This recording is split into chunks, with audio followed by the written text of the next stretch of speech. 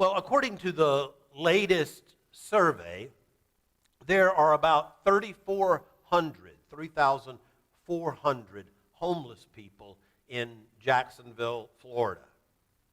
There are only 1,100 shelter beds in the city, leaving the rest to live outside.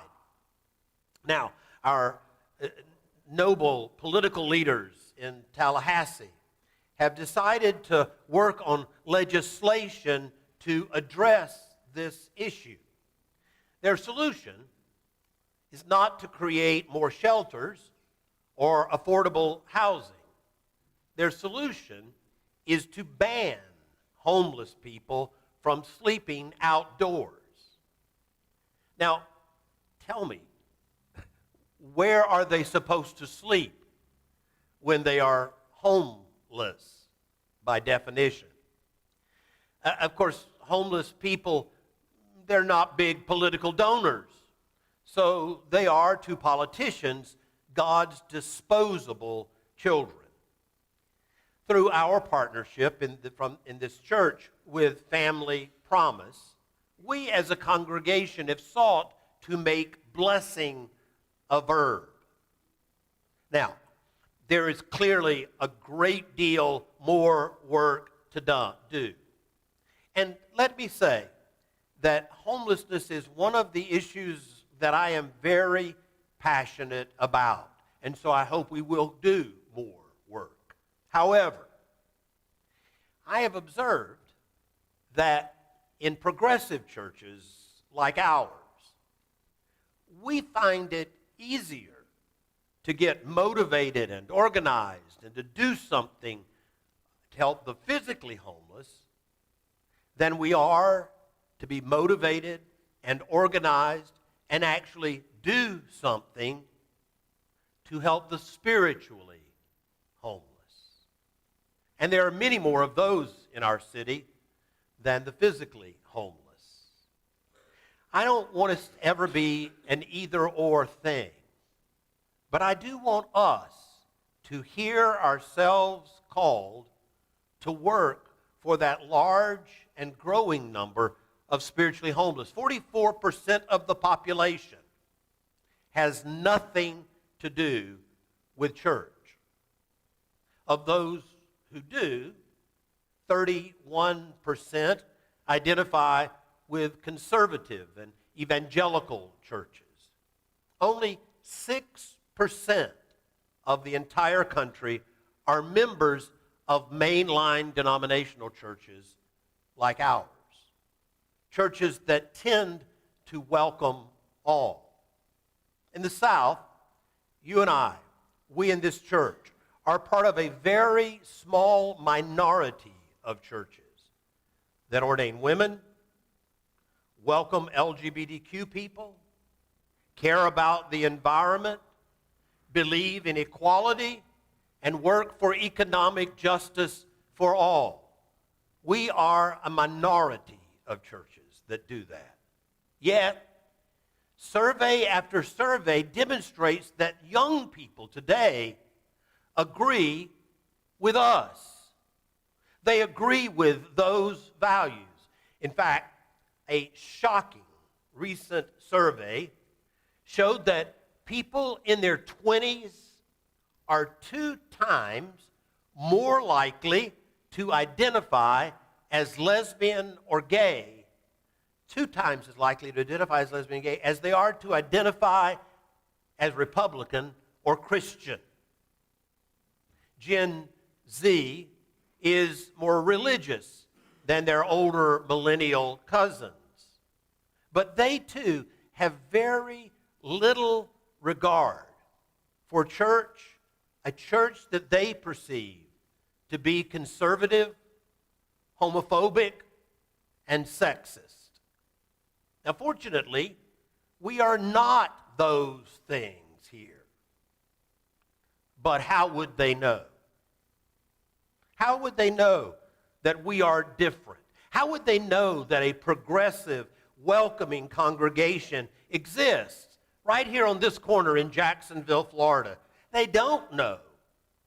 They don't know because we haven't told them. In this area, we are not a typical church in terms of our theology and our passion for inclusion. However, the majority of people, especially young people, are on our side. The migration into Jacksonville has only increased the number of people who, if they ever went to church, would want to go to a church, would want to rear their children in a church that is anti-racist, pro-equality, that cares about the poor, and that genuinely welcomes all people. Unfortunately, young people and new residents in Jacksonville drive by our building and look at us and assume that we are just like all the other churches that they want no part of. They don't know we are different. And part of the reason they don't know we are different is that we haven't done our own work of embracing those differences, of recognizing that those things that make us different than every other church on the corner in the South, those are the very things that are our greatest asset. They are the greatest gift we have to offer the world. And until we embrace our differences as a gift, then we will never find a way to communicate those differences to others. We sit comfortably here on the corner of University Boulevard assuming that people know they'd be welcomed here. They don't. They don't, because 11 o'clock or Sunday morning, African Americans know, is still the most segregated hour in America. Women drive by knowing that 75% of the churches in America will not ordain them because of their gender. LGBTQ folks come around, but they have not found a church in Jacksonville that will welcome them. Welcome them to the extent that if they feel called by God to be ordained, they'll ordain them. We're one of 2 or 3 in the city that'll do that. Knowing that if they are called by God to get married to someone of the same gender, we'll marry them. Not many churches will do that. A fewer will. The evangelical church knows the value of passion. And if the Arlington Congregational Church wants to be a blessing to the spiritually homeless, we can't just passively wait until they wander in and bless them. We must be the people who make blessing a verb. It must be something we actively, assertively do outside these walls. The evangelical church, they're passionate about saving souls. Souls they believe are going to hell. Now, we are a part of a denomination that doesn't believe that God is going to roast people like marshmallows at the end of time because they didn't believe right or they didn't act right. However, this not believing in that kind of hell does not relieve us of responsibility for saving the spiritually homeless. We are responsible for saving the spiritually homeless from the hells of guilt and shame, loneliness, and despair. We are responsible for saving them from the hells of hopelessness because we have been richly blessed. Sometimes I wonder if we good progressive folks do so much out there in the world for the poor because we feel guilty about all of our blessings. Well, if that's what it takes to motivate us, then I hope we'll stay guilty. But I also hope that we will feel that same kind of motivation for doing the work that needs to be done for the spiritually homeless. You know, probably few of us have ever really been hungry. Hungry enough to stagger when we stand up. Few of us have ever at any point in our lives not had a place where we could get in out of the rain or out of the cold. But all of our blessings are not physical and material. We gather today in a spiritual home that welcomes us, that works every single week to nurture us, to nourish us spiritually. This place is a powerful spiritual blessing. And maybe we ought to feel guilty if we come here week after week but fail to share it with those who are spiritually homeless and hungry. People in recovery say, hurt people hurt people. And the Bible says, blessed people bless people. We have a spiritual home. Here we are reminded that we are beloved by God. Here we find a purpose for our living and hope for our dying. Here we find grace for our guilt and relief for our shame. Here we are challenged and blessed, and we are challenged to be a blessing. The passage that Deborah read to us from Isaiah, it's a beautiful passage. I would encourage you to go home and study it a bit. In that passage, God is very clear that religious piety isn't what is desired. Rather, God says that God is seeking our blessing, us to use our blessing to bless others, to loose the bonds of injustice, to undo the yoke of oppression, to share our bread with the hungry, and to bring the homeless into our homes. Only then, Isaiah says, will your light break forth like the dawn, and your healing will come quickly. The spiritually homeless and hungry aren't looking for a place with a lot of religious piety, so much as they are looking for a place who takes their blessings and blesses others. Others through acts of mercy and justice. When I look at the churches today, I can't help but wonder as I hear this passage from Isaiah if God personally feels spiritually homeless. Because the kind of home he describes is fairly rare.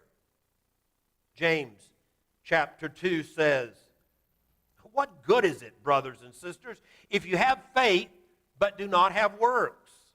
If a sibling is naked or lacks food, and one of you says to them, go in peace and be warm, eat your fill, yet you do not supply their needs, what good is that?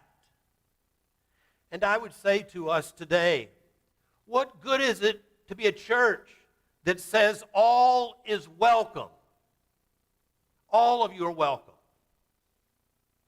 But never gives a personal invitation to come and join us in that welcome. You and I are called to be the hosts of God's inclusive party. And like good hosts, we need to be out there inviting those who are God's children. You know, Arlington Congregational Church is rightfully proud of all the mission work we do to help those who are in physical need. But we must be just as passionate about people's spiritual needs. Notice the rhythm of Jesus' life. You saw in the gospel lesson. So he heals Peter's mother. Then he heals all these people who show up at the door. And he delivers others from demons. He does all of those things. But don't run past the fact that the next morning when they woke up, he was missing. He was missing because not only was he healing people's physical needs, but he had gotten up a great while before dawn and gone to a deserted place to pray.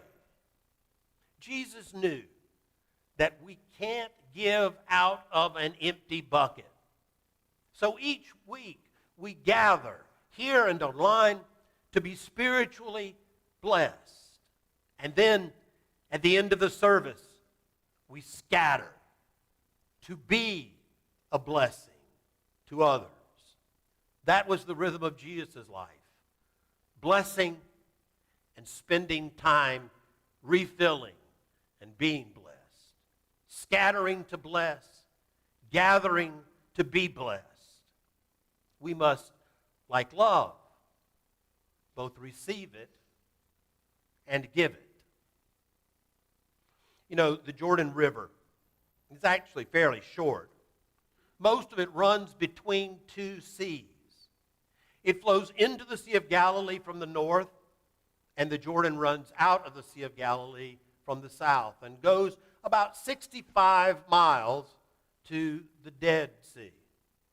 Now, we all have read and heard the stories in the Gospels about Jesus' adventures around and on the Sea of Galilee. Many of his disciples had been fisher folk on that sea and came and followed him. The sea was and is to this day alive with laughter and joy and community. However, try to find in the gospel stories about the Dead Sea. No one lives along its shore. It is called the Dead Sea because no fish swim in its waters. The chemical content is too high. The sea is literally dead. It is a death that comes from clutching the flow of the water rather than sharing it. You see, the same river feeds both seas. There is really only one difference between the Sea of Galilee and the Dead Sea. One difference, but it makes all the difference for those seas and for us. The Galilee receives the water of the Jordan's flow, and then it gives that water back to those who live downstream. It nourishes life on either side of the river. The Dead Sea receives that same water, but it never gives it up. It is a reservoir. It holds on to it. It is blessed by the Jordan, but it never even tries to be a blessing to others. The heat of the sun evaporates the water from the Dead Sea, and it leaves behind minerals. Now hear this. The minerals it leaves behind, they're blessings to us. They're the things that make our bodies healthy. But when they are accumulated into great a proportion, they become poisonous. They kill the very life they were meant to sustain. Have I been here long enough that I dare to ask you, which sea are you?